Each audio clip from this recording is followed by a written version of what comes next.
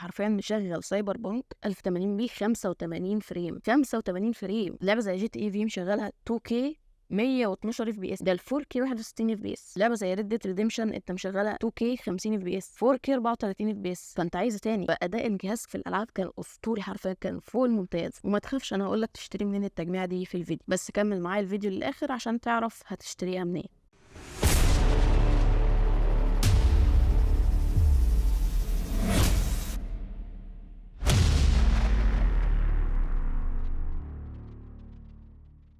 واول قطعه معانا في التجميع هيبقى البروسيسور. البروسيسور ده هو افضل بروسيسور قيمه مقابل سعر في 2023. البروسيسور هو الاي 5 11400 اف. البروسيسور ده بيجي ب6 انويه و12 مسار، وبيجي بسرعه 2 و6 على البيز و4 و4 في التربو. والبروسيسور ده بيدعم سوكت ال جي اي 1200، وسعر البروسيسور ده هو 5750 جنيه. ونيجي لتاني قطعه وهي البورده.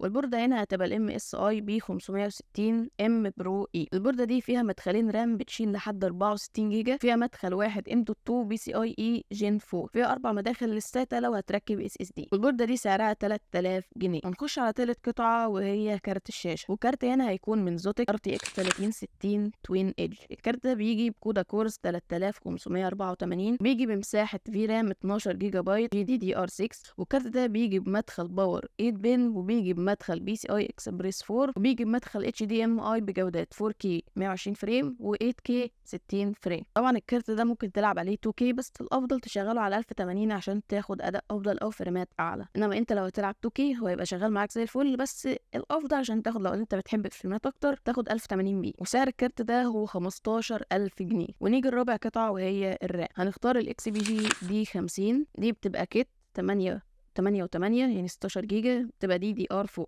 بسرعة 3200 ميجا هرتز. طبعا في 2023 16 جيجا كافية للألعاب والمونتاج، بس في المستقبل لازم تزود 24 جيجا أو 32 جيجا. تزود ليه؟ لو أنت مثلا شغلك برمجة تقيلة مثلا أو تصميم أو كده، هتحتاج تزود يعني. إنما لو 16 جيجا تجيبها للألعاب أو للمونتاج هيبقى كافي أوي يعني. وسعر الكيت هو 1800 جنيه. ونخش على الخامس قطعة وهي ال SSD.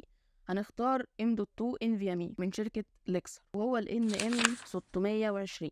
ال M.2 دي بتيجي بسرعة قراءة 3300 ميجا بايت، وسرعة كتابة 1300 ميجا بايت، وبتيجي بمساحة 256 جيجا.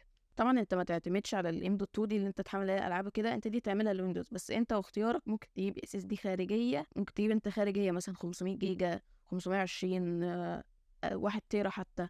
شوف انت ايه اللي يناسبك وهاته. انا بقول لك كده عشان تجيبها للويندوز. انما انت لو عايز تجيب اس اس دي للالعاب، انا ما انصحكش انت تجيب اس اس دي. انما لو معاك فلوس زياده هات اس اس دي. لو معاكش هات هارد خارجي وخلاص، اللي هو الهارد الساتا العادي. هات بقى 1 تيرا للالعاب، 2 تيرا براحتك يعني، دي حاجه براحتك انت. انما 256 جيجا كافيه بالراحه يعني للويندوز وكم برنامج يعني بسيط. والام دوت 2 دي سعرها 750 جنيه. ونيجي لسادس واخر قطعه وهي الكيس والباور سبلاي. طبعا ما لقيتش كومبو احسن من ده، لانه بيجي بكيس زيجماتيك ماستر اكس. الكيس دي متطور وبتشيل كل احجام البوردات الاي تي اكس والمايكرو اي تي اكس والميني اي تي اكس، وبتيجي بثلاث مراوح من الامام ار جي بي بحجم 140 مللي، ومروحه من الخلف بحجم 120 مللي ار جي بي برضه. الباور اللي بيجي معاها بيجي ب 600 واط. الكومبو ده سعره عامل 2500 جنيه. وبعد لما شفنا قطع التجميع، قبل ما اقول لكم سعرها نشوف ادائها في الالعاب والبرامج. يلا بينا.